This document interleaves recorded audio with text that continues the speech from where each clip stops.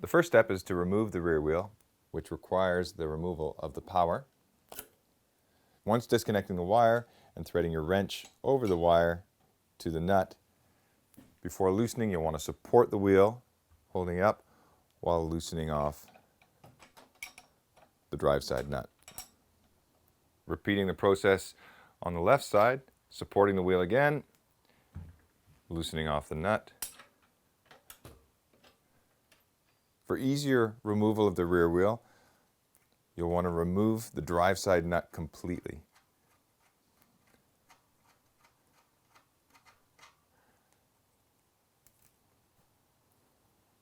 Once the nut's removed, detensioning the derailleur and dropping the wheel out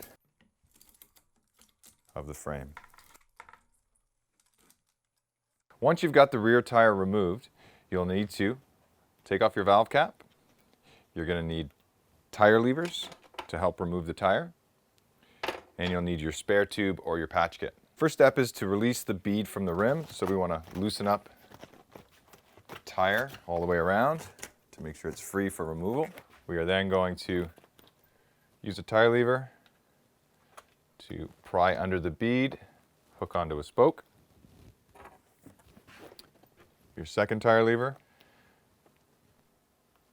expose the bead and pry underneath. At this point, the bead may be loose enough to remove by hand. And you just gotta work it around to pull the bead out all the way on just one side of the tire. Once you've got one side of the bead completely off, you want to remove the tube by first pushing the valve up into the rim.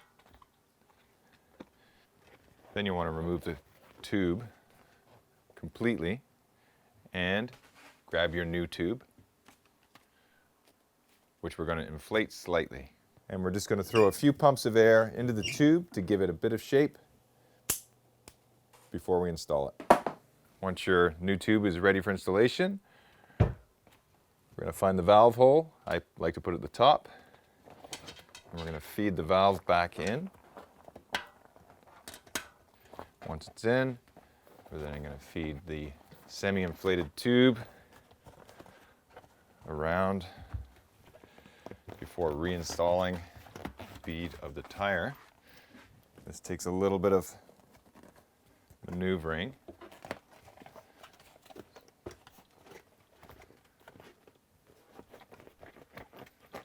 And you may need your tire levers to help push it over, but in this case, the tire is going to fit nicely with just my hands. And now we're ready for reinflation and installing it back on the bike. Okay, now we're ready to reinstall the rear wheel. Another thing to keep in mind is to loosen off the spring on your derailleur to hook your chain on one of the small cogs, which will help line everything up. Keeping the washers, these two washers, to the inside of the frame. Once everything is lined up and snug into the frame dropouts, you can finger tighten the left side of the bike temporarily until we tighten it fully into place. Then we're going to thread the washer and the nut on the right-hand side, and then installing the right-hand side bolt nice and finger tight on this side. So we're going to remove the bike from the stand and place it on the ground.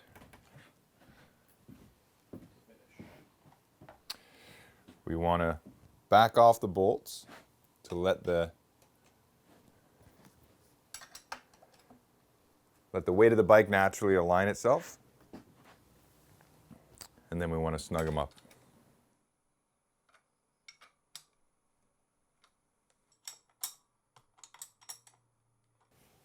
And then you can reconnect your power by lining up the arrows.